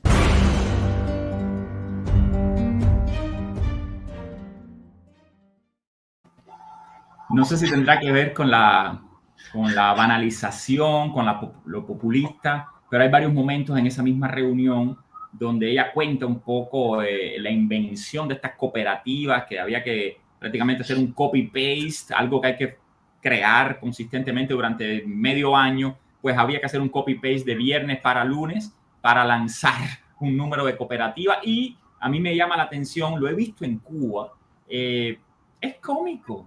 Es cómico porque ella es ocurrente y tienen que buscar una medida para solucionar un trámite burocrático, y así se corroe la institucionalidad, claro, bueno, la justicia. Ahí lo increíble es que la gente que está... Esa charla que ella da, la da en la Biblioteca Nacional de Argentina, que en la época de Cristina Kirchner, ahí había un grupo de intelectuales kirchneristas muy activos, que escribían periódicamente una carta pública denunciando cosas y donde funcionaba como digamos, una usina de ideas alineadas con Laclau, con todos los teóricos, digamos, del populismo global, digamos, y el populismo latinoamericano. Y cuando ella va a contar esto, les resulta gracioso. Primero es raro, porque por un lado es como si se estuvieran riendo, porque mirá qué simpática la indiecita, que nunca vio tanto dinero. Pero lo que ella está contando es un delito. ¿Por qué? Porque el Estado, por ley, no puede girar determinada cantidad, no puede dar dinero físico en esas cantidades. O sea, digamos, la dinámica para recibir un dinero del Estado para algo así, para una cooperativa, es siempre a través de cuentas bancarias, de transacciones, de giros bancarios, digamos. Por lo tanto, ella está contando un ilícito, que venían bolsos con plata y ella los ponía sobre la mesa, y todos se ríen, todos validan el ilícito y trivializan la corrupción, como después también trivializaron la violencia. Milagro Sala, bueno, tendría un carácter fuerte, pero mirá todo lo que hizo. Sí. Este documental, Jujuy Desoído, hemos estado compartiendo con nuestra audiencia el enlace, que se puede ver en YouTube. Bueno, yo lo veo como por episodios, por capítulos. ¿Por qué? ¿Por qué no es un documental como el resto? ¿O es que se iba a transmitir? ¿O es que...? No. Mi primera idea fue hacer un documental de 1 hora y media como los otros. Sí. El tema es que no sabía con qué me iba a encontrar. En el caso de Mejía Delay sabía que era una semana, 7 días con ellos, y bueno, y había que llegar de todo lo filmado a 1 hora y media, y con Sebrelli fue otro proceso, pero también el formato, digamos, mi idea era mandarlos al Festival de Cine, que haga ese circuito, digamos. Esto fue distinto y la verdad es que eran tantos los testimonios. A ver, es raro. Por un lado era difícil encontrar testimonios, porque costó mucho, porque la gente, desde que cuando cambia el gobierno, cuando se termina el gobierno de Cristina, a ella la meten presa. Y mucha gente se animó a denunciarla de repente porque no la habían denunciado nunca. Porque si la denunciaban tenían un problema porque el juez, el fiscal, el comisario le avisaban a Milagro Sala. Entonces nadie denunciaba. Cuando tuvieron la oportunidad de denunciar, salieron en masa. Pasaron 4 años, vuelve a cambiar el gobierno, llega Alberto Fernández y toda esa gente se retrae. Entonces, y el año pasado fue difícil encontrar testimonios, pero con todos los que encontré, o encontramos con mi productora, digamos, eran muy interesantes todos, muy distintos, muy ricos todos, y fuera muy difícil llegar a una hora y media. Llegué a un armado de casi 3 horas, después de mucho cortar y cortar y cortar, y hubo un momento que tomamos la decisión de que, ¿qué hacemos? O resignamos 1 hora y media, que es mucho, nos quedan muchas cosas interesantes afuera, o resignamos 40 minutos, media hora, y partimos en 4 partes y hacemos una serie que es un formato que hoy está en boga, digamos, en las plataformas. Entonces dijimos, probemos por ahí. Fue básicamente eso, fue porque no nos quedaba otra alternativa. Es excelente, Pablo. Tienes una vocación de disectar. Yo sé que la imagen quirúrgica en las dictaduras y en Latinoamérica no es la mejor malama, pero es una disección donde te acercas al fenómeno. A mí me cuesta trabajo oír tu voz ahí. Tú le das, no quiero hacer el lugar común de darle voz a quien no tiene voz. No, esas personas tienen voz, pero hay algo en tu aproximación audiovisual que bueno, te congratulo y recomiendo a los lectores, a la audiencia de Federalismo y Libertad y La Balsa Virtual, buscar la obra de Pablo Racioppi, porque yo sentí, te lo digo sinceramente, ¿no? Que yo me acerco a esa persona está hablando a cámara, está hablando con luces, con micrófono, y yo siento esa intimidad, la intimidad del testigo, la confianza de un testigo que duda, que se puede estar equivocando, que tiene miedo y que te dice, yo no sé si me van a matar a mí por haber hecho esto. Entonces, te felicito y sobre todo por haber visibilizado y de una manera, vamos a llamarle, hay una narrativa que se estructura ahí donde uno puede ver, incluso después podemos investigar más y cuestionar el documental Jujuy desoído, pero lo primero es oírlo, lo primero es oír ese Jujuy que está desoído y después cada cual podrá hacer su crítica, siempre y cuando sea una crítica legítima y que no venga desde la propaganda o de los ataques oficiales, que como mismo le pasaron muchos políticos a Sebrelli, el eterno renegado, etcétera. Esa crítica propagandística no nos interesa. ¿Cuál es la situación? Porque veo que cada vez más ahora aparece Milagro Sala, la victimaria, la verdugo, aparece como víctima. ¿Se va a recuperar el personaje? Yo, mira, espero que no. Creo que tiene pocas alternativas. Primero porque ella fue construida en un momento en que, desde que asume en el 2003 Néstor Kirchner, hasta el 2015 que termina su segundo mandato Cristina Kirchner.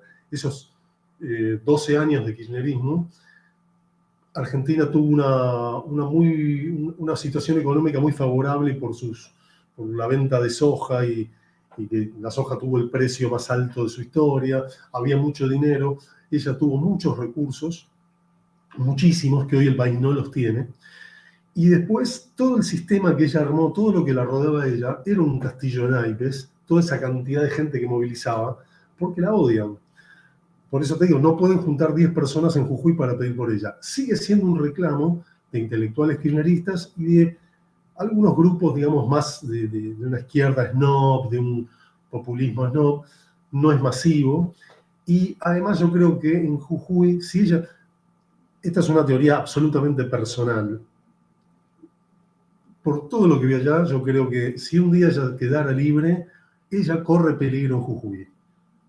No por gente opositora, por muchas de las miles de personas que la padecieron y que estuvieron con ella, y más de una expresó el odio que le tiene y las ganas que tendría de ir por ella. Entonces digo, yo no creo, no la pueden reconstruir, yo creo que no tiene destino. Sí es una figura reivindicable para estos grupos de la lucha, porque es negra, porque es aborigen y es negra y es mujer.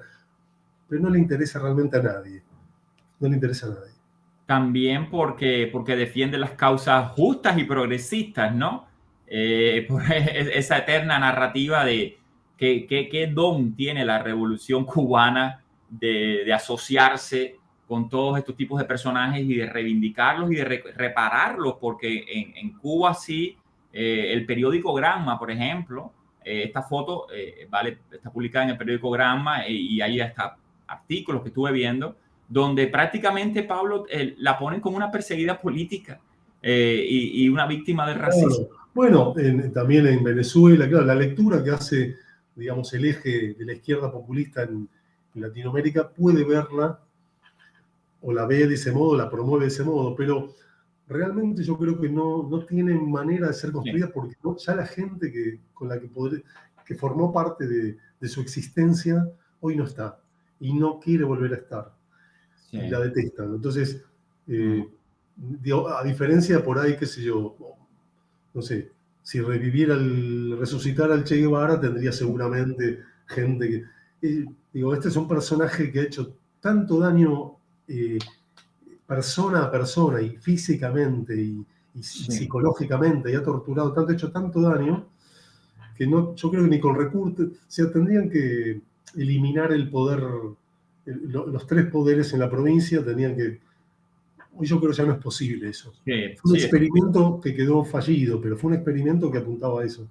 Sí, no, lo que no deja de sorprenderme nunca esta máquina narrativa, cómo reprocesa a los personajes que le son fieles, que le son convenientes.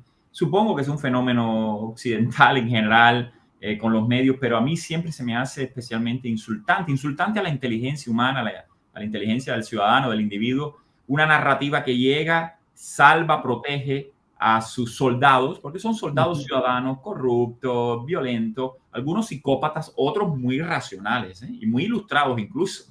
Y no hay manera de que se equivoquen. Siempre, cuando usted actúa a favor del pueblo, pues no es cuestionable. Bueno, claro. Bueno, el pueblo, el Estado, digamos, son como valores sagrados, son como deidades a las que, si yo las defiendo, yo hago todo bien. Si vos cuestionás, vos sos una especie de sí, sos parte del mal. Vos crees que el pueblo no reciba los bienes que merece, el bienestar que merece del Estado, ni de este líder. Pero bueno, así funciona la intelectualidad populista, digamos. Pablo, lo que sí hay ingenuos y hay cínicos. Sí. Los hay, digamos. Yo creo que hay gente que tiene ese discurso, que no sé hasta dónde se lo cree, pero que claramente vive muy bien de ese discurso. Y entrevistaste a cínicos. Hablando de Sebrelli, ¿hay algunos criterios ahí o no son cínicos, son auténticamente convencidos? Vi una crítica pasándole por arriba, eso no se lee. Entrevistaste a personajes que te son especialmente... Y ahí, en el caso del Olimpo Vacío, sí hay uno que para mí es un cínico, que es un periodista deportivo, que después se dedicó a la política, que hizo un giro político un día para otro, de ser crítico de Kirchner a ser un defensor. Sí, eso, ahí hay un cínico, claramente. También hablando sobre Evita, algunos políticos y como... Sí, ese es un poco más auténtico porque ya vivía de ese merchandising, pero fue parte de la historia esa, entonces, sí, bueno... y ya era un señor grande, él era el abuelo del actual canciller argentino. Toda la vida se va. Es como las generaciones ya mayores, la gerontocracia en Cuba, los abuelos, que a veces uno tiene hasta compasión. ¿Cómo decirle a tu abuelo convencido de la revolución, abuelo, tu vida no nos va a servir a los nietos de la revolución, no nos va a servir nada? Pablo, es entendible que al abuelo le haya servido o haya creído y todavía la añore, eso es entendible. No es entendible para nuevas generaciones y decir, bueno, ahí es como hay que ser un poco indulgente, salvo que el abuelo sea un tipo que no le importe, que hasta pueda cargarse a su nieto, digamos, pero que no le importe nada. Voy a robar 5 minuticos más porque se ha ido extendiendo esto, la conversación fascinante, tu obra también lo es fascinante. Voy a correr el final, un fragmentico del final de Jujuy, Desoído, documental, una serie documental de Pablo Racioppi. Volvemos para compartir un poco unas reflexiones finales y compartir tus redes. y quedarnos con más ganas de seguir conversando contigo para otra ocasión. Regresamos en un par de minutos.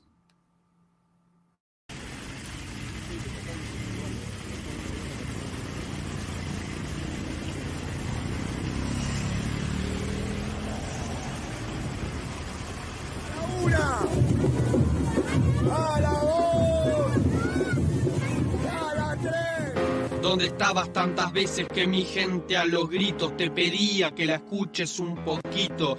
Y te creías muy loquito defendiendo a sus captores, las palizas, los horrores. Tu relato era barato y amparaba un aparato delictivo, construido con mortales correctivos que dejaron machucados tantos niños como ancianos en el cerro, en la ruta, en el río, en todos lados. Mi suplicio era su vicio y negarlo era tu oficio. Tus aplausos se escondían en el templo, ese edificio de mentiras y relatos que encendían el permiso para que esa cacería sea tu soberanía y te contentes. Llamando entas a los entes e impostando tus miserias como si estas fueran serias. Y reías, y reías, y reías, reías. ¡Cállate, puto! ¡Cállate, puto! ¡Te hace custodiar por la policía, marica! Desoído de tu oído, tanto tiempo grito en tu silencio que retumban las paredes de concreto, de ese barro, de mi sangre, de tu estiércol y los muertos hasta en los cimientos, los puentes, los pasillos, los tormentos, los golpes, la amargura y los tiros a los nuestros, a la tierra, a las leyes, la bandera y los ancestros. Te decían que la lucha era mucha y era estafa y era trucha. Te sentías humillado, sometido y aterrado era tu estado. Trabajando todo el día sin horario de salida, día a día era tu vida, cada día que dolía o que llorabas. Y dijiste no soporto, digo basta, y tu osadía los aplasta y en el acto tuvo impacto. Y hasta aquí me trajo, mi trabajo no tiene retorno, ni soborno, ni tu orden, ni tu atajo. Ya son nuestros los momentos, las palabras y el silencio, y sin corte por lo sano y por lo cierto, hoy no nos llevan puestos. El trabajo es mi tiempo, mi familia es mi progreso, y soy libre de decir lo que vi, lo que siento y lo que pienso. Hoy no nos llevan puestos.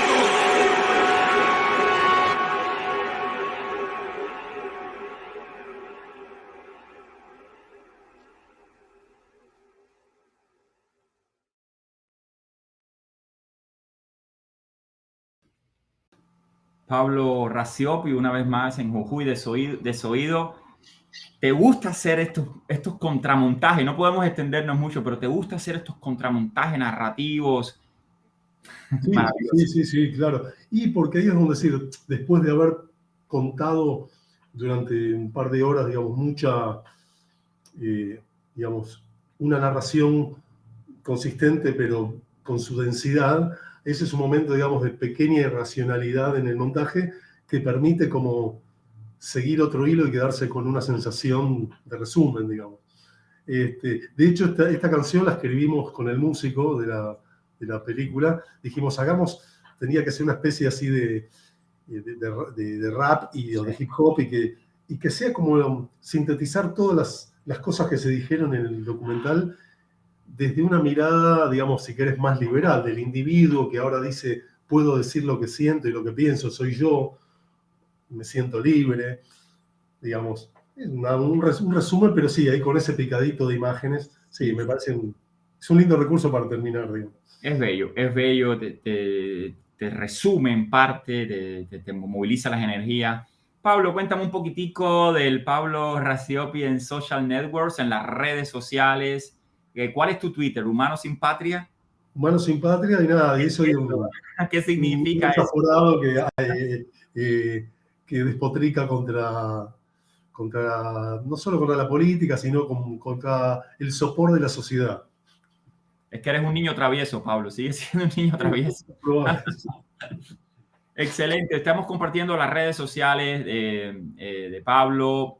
Pablo, en lo que voy haciendo esto, voy a compartir tu Instagram, tu website y tu Facebook para que las personas que vean este documental tengan una manera de acercarse y de acercarse a ti y continuar.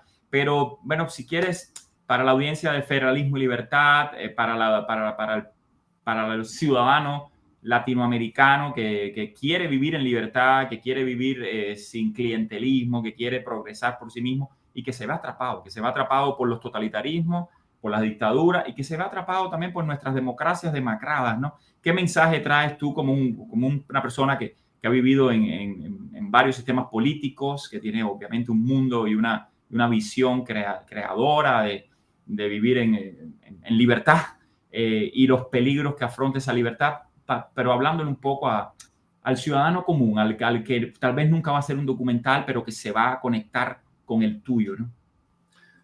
Mira, la idea más sencilla y eficaz es la de perder el miedo a decir lo que se piensa. Porque hay una paradoja que es, este año participé de un par de eventos en los cuales se habló del arte como último vehículo de poder decir las cosas que no se pueden, que están prohibidas o están,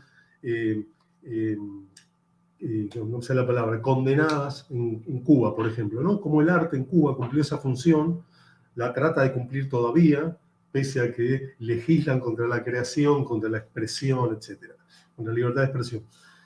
Y en Cuba, cantidad de artistas muy talentosos que en esas condiciones producen y demuestran su talento y son muy fuertes a la hora de expresarse, darían cualquier cosa por tener la libertad que todavía hay en Argentina, por ejemplo. Sin embargo, en Argentina, que hay libertad, mucha gente como pertenece o necesita de ciertas corporaciones como la de la financiación del mundo audiovisual, del mundo de las artes, de la política, etcétera, de un sindicato, etcétera, etcétera, no se permite cuestionar nada, dicen, no, mejor en este lugar no digo lo que pienso porque me puede tener problemas y por ahí después me cortan el dinero que me dan o me cortan el beneficio de no sé qué. Y yo creo que habiendo libertad es una suerte de falta moral gravísima no decir, no expresar lo que se piensa, no poner en cuestión, no discutir, aunque en algún caso pueda traer algún tipo de consecuencia. Yo creo que es un deber de un ciudadano poder manifestar, poder poner en cuestión, y no utilizarlo es un crimen. Entonces el consejo sería, en cualquier situación, en la cena navideña con la familia, en el grupo de amigos con los que se va a jugar al fútbol, cuando hay una discusión, es preferible, por ahí no todo el tiempo, pero en algún momento, cuando uno siente que tocan aquello que a uno le parece aberrante, ponerlo de manifiesto y discutirlo, y no callarlo. Sí, no callarlo. No me puedo ir sin hacerte una invitación, una provocación, un reto, una trampa. El tema Cuba, el tema de la irradiación, la infiltración o simplemente un tema humano de la sociedad cubana. Hay posibilidades de que Pablo Raciopi, que se interesa mucho, por supuesto, y conoce, de alguna manera haya un proyecto audiovisual, si apareciera una producción, si apareciera una historia o financiamiento, de que Pablo se acerque al fenómeno profundo de Cuba como un país atrapado en este post-totalitarismo, como se quiera llamar, lo que tenemos hoy. Veo que tantos intelectuales han viajado de izquierda a derecha, viajan a la isla y escriben o filman. ¿Te fascina esa idea? ¿Hay algo un bichito ahí que te funciona? Yo creo que sí, que digamos, sea yo, sea otro, digo, hay que hacer todavía mucho para contar de Cuba, sobre todo de la influencia de Cuba. Porque hay muchas cosas que ya sabemos, que ya las saben incluso hasta quienes defienden a Cuba, pero es muy difícil, por ejemplo, en nuestros países sudamericanos no se habla de la influencia de Cuba. Y la influencia de Cuba existe, aunque sea impalpable, aunque uno crea que Cuba fue una revolución que se quedó en el tiempo. Sí, es como una dictadura, pero es lejana. Es una isla pobre, que solo tiene tabaco y hacen habanos y no tienen nada, y la gente es pobre, no influye, no, es muy influyente y el peligro está latente. Aquí, por ejemplo, cuando empezó la cuarentena, a los 20 días o al primer mes de encierro, amagaron con traer misiones médicas, que son todo un capítulo muy siniestro de la Cuba actual y muy influyente. Y por suerte hubo una reacción de los médicos, incluso de los médicos que votaron a este gobierno, de que no, o sea, que no querían que vengan otros médicos y que cobren más y que bla, bla, bla. Entonces, pero el peligro es siempre latente. Y la gente no sabe la cantidad de funcionarios en todos los países de la región, cuando hay un gobierno populista, que han hecho algún curso en Cuba, han tenido algún tipo de asesoramiento, algún tipo de asesoramiento no en revolución, sino en realpolitik, digamos, en ver el tablero actual, en poner ideas con mucha lucidez y mucha perversión también. Y sí, hay que hacer un documental, hay que hacer muchos documentales. El tema es dónde están los realizadores para eso, sí. Y luego dónde están los recursos, que es más difícil todavía, pero no, o es tan difícil como encontrar realizadores. Sí. Es un problema, es un problema. Yo también me siento en soledad como Sebrelli, bueno, pero hasta me divierte en un punto, pero bueno. Bueno, Pablo, la invitación queda hecha, cuenta conmigo como Orlando Luis Pardolazo, escritor cubano, cuenta con el canal Federalismo y Libertad, con todas las vías que podamos para visibilizar tu obra y el impacto y cómo puede trabajar en abrir espacios de reflexión, ¿no? Te agradezco infinitamente, de verdad, la conversación. Nos hemos robado media hora extra de tu tiempo y pues estamos despidiendo ya y bueno, nada, de manera igual que fue todo este diálogo, te mando un gran abrazo, mi admiración, mi respeto por tu obra y cerramos con un clip de tu obra, cerramos con un clip de diálogo precisamente. Bueno, yo a ti también te agradezco y la verdad que ha sido una muy buena charla. Muchísimas gracias. Hasta la próxima y muchísimas gracias a la audiencia de La Balsa Virtual, el espacio de Federalismo y Libertad. Y, por supuesto, muchísimas gracias a todos los que han hecho posible este espacio, el Centro Iberoamericano de Federalismo y Libertad, Relial y Atlas Network. Volvemos el jueves próximo con otro invitado de las personas que están dando la batalla cultural por la libertad. Gracias. Yo creo que la sociedad argentina es una sociedad muy fragmentada. Nadie se hace cargo porque el otro se hace cargo. Vos querés que yo me haga cargo, hacete cargo vos. Porque vos me acusás de algo a mí y vos, todo lo que vos hiciste, ¿qué? ¿Acaso vos sos santa? O lo mismo pueden decir a mí, ¿acaso yo soy santo? ¿Y vos qué es lo que hiciste? Entonces mucha gente dice, Leis, del otro lado, ¿no? Leis el arrepentido. ¿Qué arrepentido? Me costó mucho entender que había estado equivocado.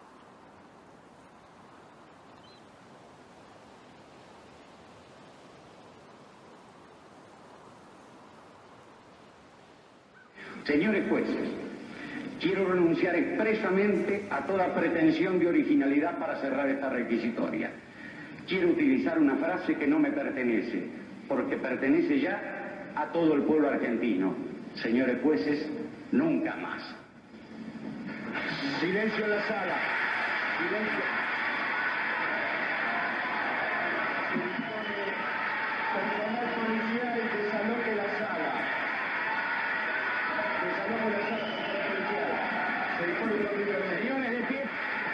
Señores de pie, por favor, silencio en la sala.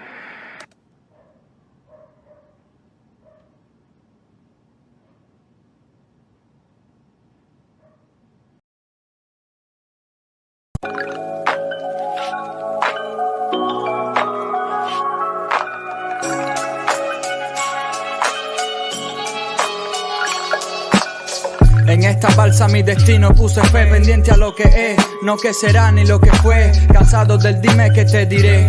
No aguanto palo ni me arrodillo a tus pies. Yo soy arte, ves. Navega mi verdad por este océano. Habrán cicatrices mientras más mambises seamos. Trataron de quitarnos lo que poseemos. Nada permite ya que nos acobardemos. A los pedales y a los remos. Aquel que sufrió tan explícitamente lo que conocemos. Y así todo no pisó los frenos. Porque hay que descubrir y conocer para que así evolucionemos. El horizonte está repleto de oportunidades. Mantén la fuerza en la selva y en las ciudades. La represión está afectando a todas las edades. La libertad solo se gana luchando y lo sabes. Nos quisieron parar, pero no dejamos de crear. Entre leyes y sistemas que nos hacen mal. El arte es la manera de escapar que llega a las personas buenas con problemas para su alma limpiar. El arte incapaz de perjudicar. Más bien lo que hace el arte es que comparte con quien necesita orar. parar. Ya muchos murieron cruzando el mar. Ahora la libertad llega a nosotros que en una balsa virtual.